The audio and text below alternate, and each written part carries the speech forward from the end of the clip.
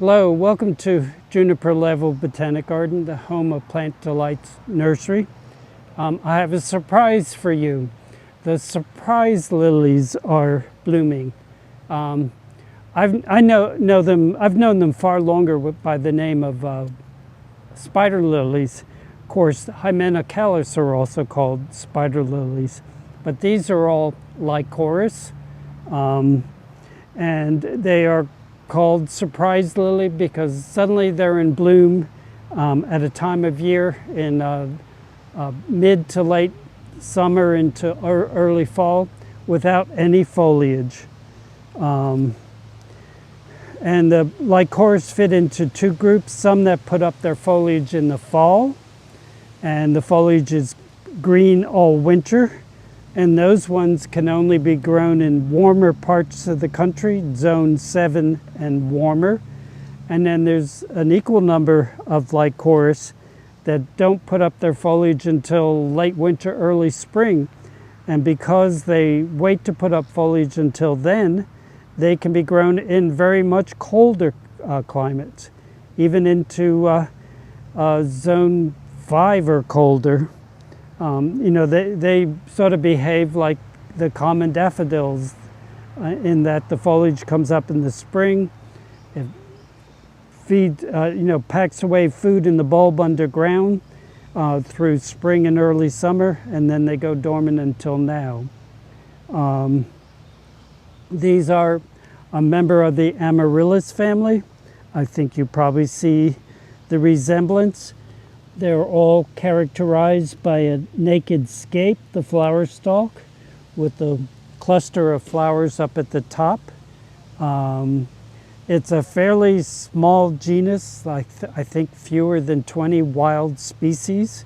There are a number of naturally occurring hybrids that can be found in the wild. Naturally occurring meaning that not produced by man, but probably produced by random pollinators.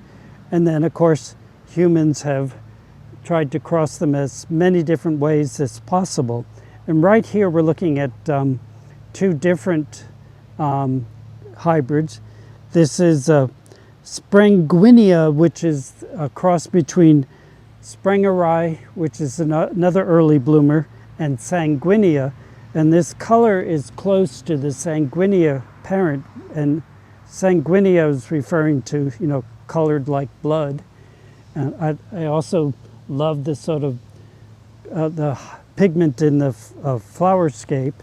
And then this one is longitosea super streamers, and longitosea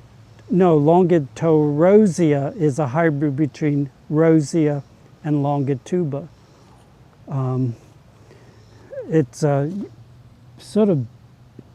It's a really interesting flower. When you just glance at it from the side, it looks sort of pale pink, but when you look at the throat of the flower, there's a whole lot of blue in it too.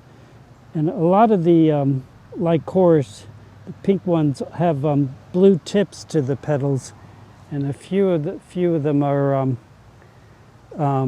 quite blue. It's something breeders have selected for. There's quite a blue one down here.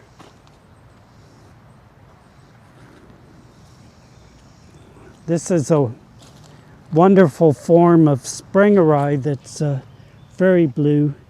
It's the Hengduan. I don't know if that's the cultivar name or just the source of it in China, but very, very blue.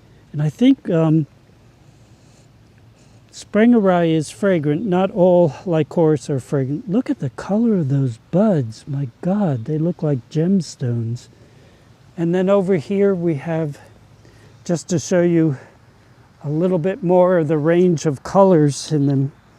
This is another hybrid, jinzheniae, cream tower, nice yellow. So the color range includes white, yellows, oranges, reds, pinks, some blues. So almost the whole range of colors. And they're, as I mentioned, a member of the Amaryllis family. They grow from bulbs. Some species have fairly good sized bulb. Others are more the size of smaller daffodil bulbs, planted whenever you receive the bulbs. And the ones that have foliage in the winter you can grow in the shade garden because they'll get enough sun in the winter when the leaves are off the tree. The ones that don't put their foliage up until the spring, you want to make sure they have 6 hours of sun or so they can pack away a lot of food in the bulbs. The hybrids generally don't set seed. Some of the true species will, but most of them multiply underground. So after, 3 to 5 years, you can dig up your clump and divide it and spread it around the garden. They're really a treat this time of year when they start popping up in the garden. The Lycoris are magical this time of year. Thank you for your time today, and I hope to see you again in the garden.